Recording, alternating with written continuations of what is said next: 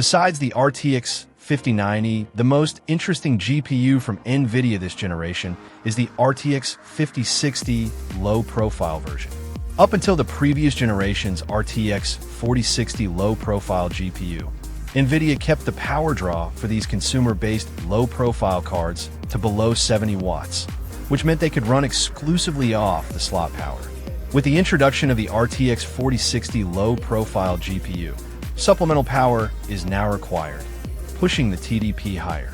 This limits the original use case for the previous GPUs, like the A2000 and GTX 1650, which helped turn an off-lease small form factor PC into an entry-level gaming system for cheap.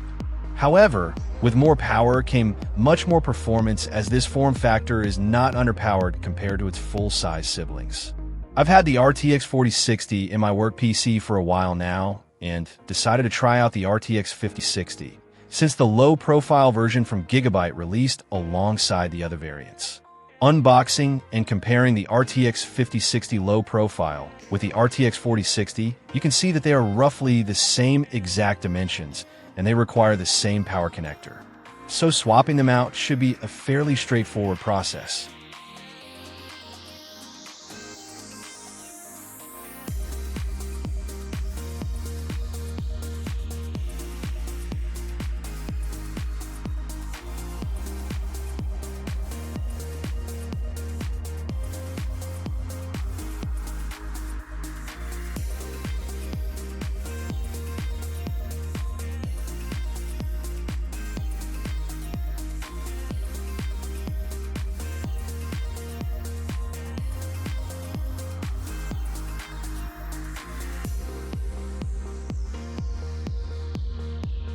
In my small form factor PC, I removed the case cover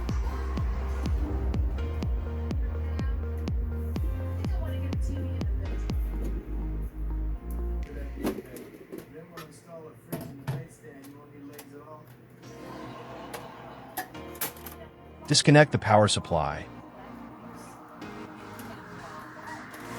unclamp the hold-down bracket, and then remove the RTX 4060.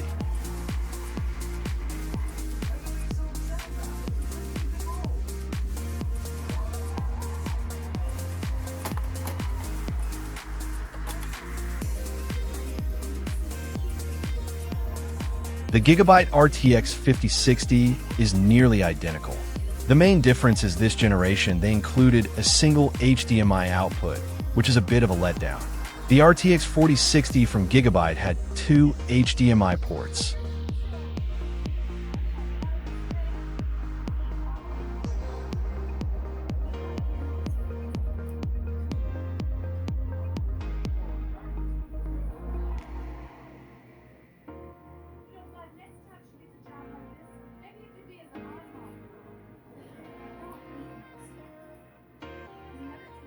Inserting the 5060 is a tight fit in this small case, and the capacitors on the motherboard are in the way of the GPU bracket.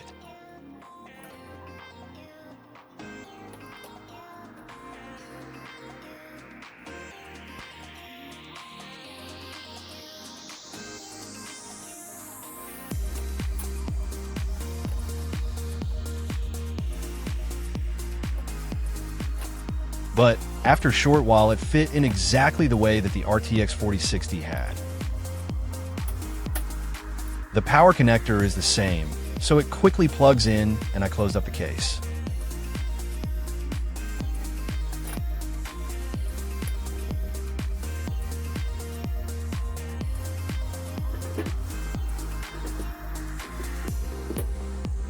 This is a simple and fast upgrade. And now for the benchmarks. My small form factor system consists of an Intel 12600K processor on an MSI Mag B760M Mortar Wi-Fi gaming motherboard, cooled with a low-profile CPU cooler. For RAM, I have 32 gigabytes of G-Skill Trident Z DDR5 memory at 6,400 megatransfers. And for the storage, I have a Lexer 1TB Gen 4 SSD.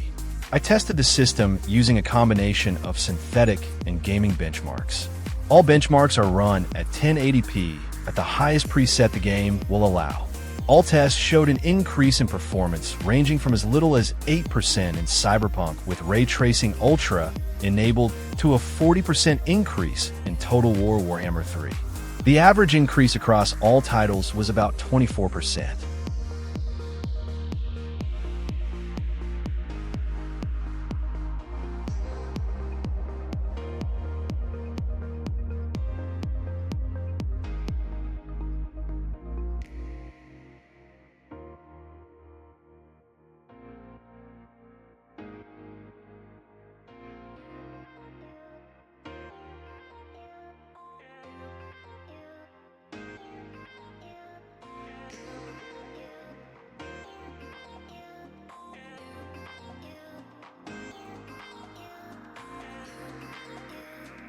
However, older titles with 32-bit physics enabled showed a drastic decrease in performance due to the 50 series no longer supporting 32-bit physics and needing to use the CPU for physics calculations.